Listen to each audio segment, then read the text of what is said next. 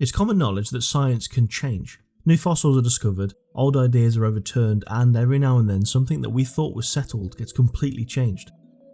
But it's not every day that one of the world's most famous dinosaurs is at risk of disappearing completely. Now, obviously, the fossils haven't vanished, and nobody has discovered that Suchomimus was an elaborate hoax. Instead, scientists are asking a much stranger question. What if Suchomimus never really existed as its own dinosaur in the first place? A study revisiting the fossil evidence suggests that Suchomimus, the giant crocodile-faced predator from Africa, might not actually represent a unique genus at all. And if that's true, the name Suchomimus could disappear forever. Suchomimus was first described in 1998 from remarkably complete fossils discovered in the El Ras Formation of Niger. Measuring around 11 meters long, it was one of the largest members of the Spinosaur family. With its long crocodile-like snout, enormous thumb claws, and likely fish-heavy diet, it quickly became one of the best-known Spinosaurs ever discovered.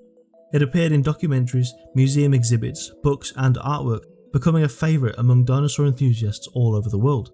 But here's where things get slightly more interesting. Just a few months before Suchomimus was officially named, another Spinosaur from the very same rock formation had already been described. Its name was Cristatusaurus. Unlike Suchomimus, Cristatusaurus wasn't known from a beautifully preserved skeleton. Instead, it was described from a much smaller collection of fossils, including fragments of the snout, parts of the lower jaw, and a handful of vertebrae. Those remains were enough to recognise that it belonged to a Spinosaur, but whether it represented a completely different dinosaur was far less clear. In fact, almost from the moment Suchomimus was described, some paleontologists began asking whether the two dinosaurs were actually one and the same. That question has lingered for decades. So, why is it back in the spotlight now? This is largely because science doesn't simply stop once a dinosaur receives a name. Every new discovery, every new specimen, and every fresh analysis has the potential to change our understanding of animals that have been sitting in a museum collection for decades. That's exactly what one influential reassessment set out to do. Paleontologist Christoph Hendricks and colleagues went back to the fossils we already have, rather than digging up anything new. They carefully re-examined the anatomy of the skull material and compared the preserved features of both Suchomimus and Cristatusaurus in detail.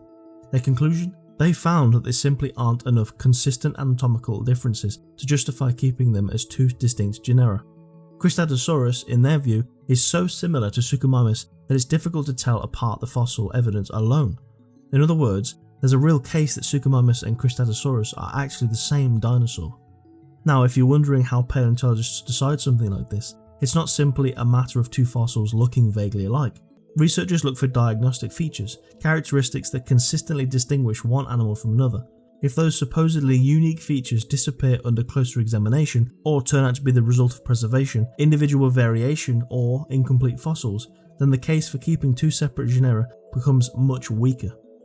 And if that's correct, something rather surprising happens. In zoology, there's a rule called the principle of priority. Put simply, when two scientific names are found to refer to the same animal, the oldest validly published name normally takes precedence. It doesn't matter which one became more famous, which one appears in more documentaries, or which one people simply prefer, the oldest name often wins. Cristatusaurus was described first, only by a matter of months, but first is first.